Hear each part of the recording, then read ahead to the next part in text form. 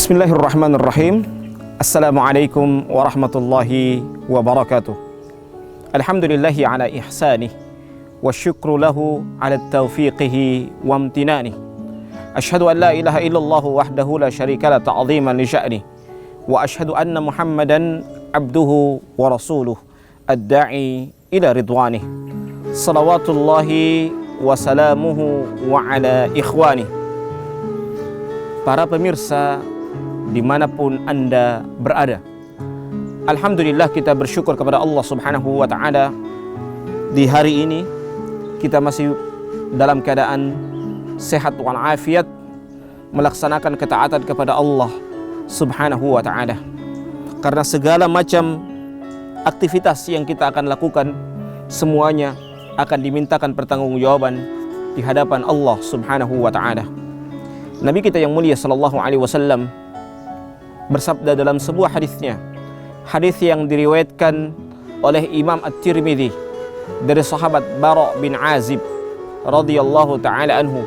Rasulullah sallallahu alaihi wasallam bersabda, "La tazulu qadam 'abdin yaumal qiyamah hatta yus'ala an arba'."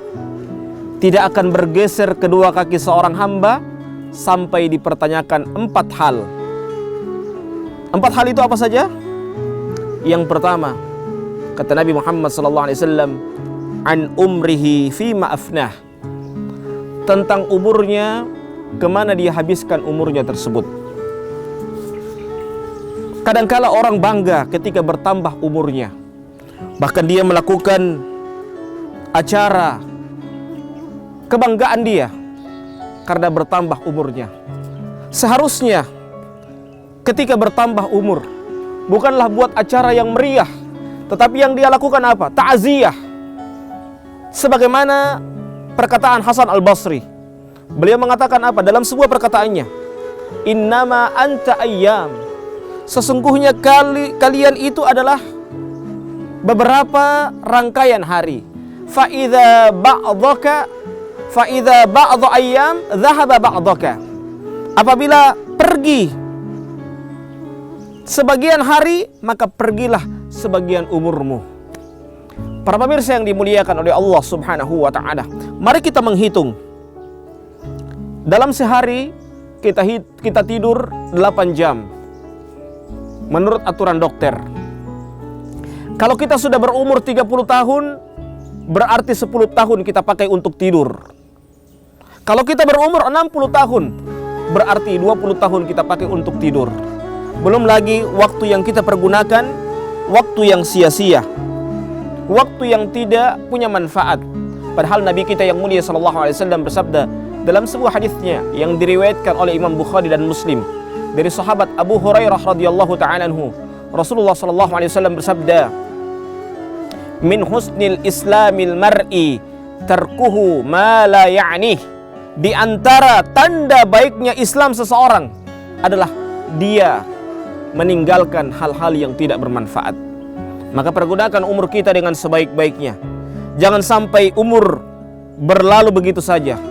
Para salafus saleh terdahulu, mereka sangat pelit dengan waktu mereka, karena mereka tidak menginginkan waktu mereka itu berlalu begitu saja. Mereka menginginkan waktu mereka itu mereka pergunakan dalam ketaatan kepada Allah subhanahu wa ta'ala. Yang kedua, kata Nabi Muhammad SAW, hal yang akan kita dimintakan pertanggungjawaban di hadapan Allah subhanahu wa ta'ala adalah an ilmihi fima amilah, tentang ilmunya, apakah dia telah mengamalkan ilmunya tersebut atau tidak. Ilmu akan dimintakan pertanggungjawaban juga di hadapan Allah subhanahu wa ta'ala.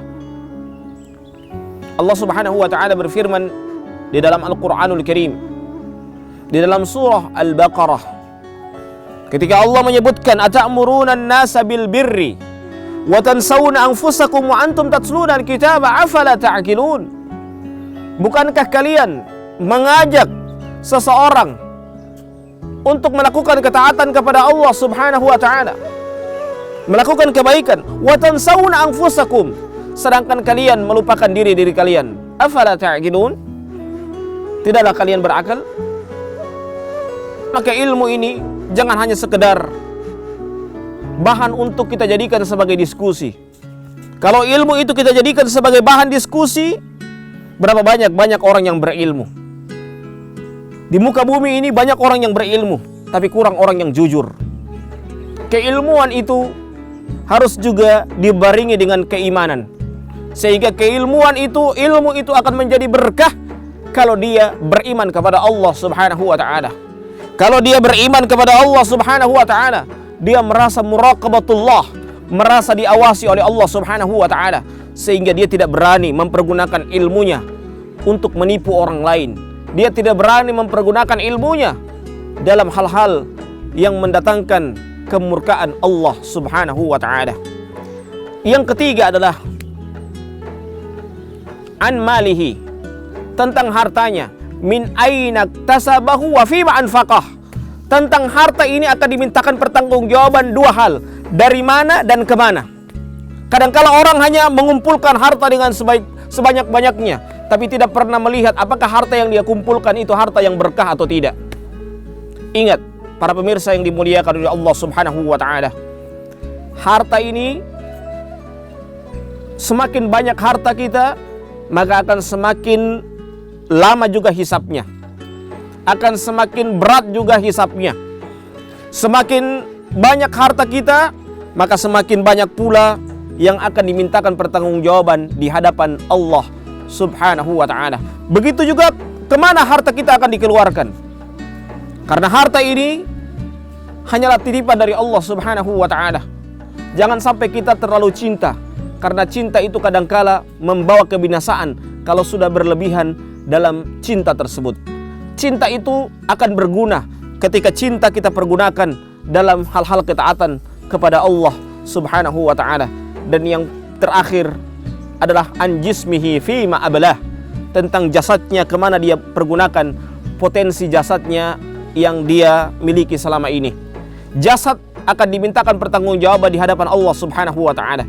Ketika kita memiliki jasad yang baik, maka tentunya jasad ini akan memberikan manfaat kepada kita, sehingga jasad yang kuat akan lebih semangat untuk melaksanakan ketaatan kepada Allah Subhanahu wa ta'ala. Jangan justru jasad ini akan membuat kita lebih melakukan kemaksiatan kepada Allah Subhanahu wa ta'ala. Jasad yang kita miliki, potensi yang kita miliki, juga akan dimintakan pertanggungjawaban. Kemana kita akan pertanggungjawaban di hadapan Allah Subhanahu wa ta'ala. Dan harus kita perhatikan bersama, hal semua ini semuanya akan dimintakan pertanggungjawaban, dan hal tersebut jawabannya ada pada diri kita. Apakah kita benar-benar melakukan ketaatan kepada Allah Subhanahu wa ta'ala, atau ingin mendapatkan tendensi dunia? Kalau kita benar-benar karena Allah Subhanahu wa ta'ala, maka tentunya kita akan benar-benar melakukan karena Allah Subhanahu wa ta'ala. Demikian ceramah singkat saya pada kali ini. Semoga bermanfaat. Hadanallahu wa iyyakum ajma'in. Kita tutup dengan membacakan doa kafaratul majlis. Subhanakallahumma wa bihamdika asyhadu an la ilaha illa anta astaghfiruka wa atubu ilaik. Thumma assalamu alaikum warahmatullahi wabarakatuh.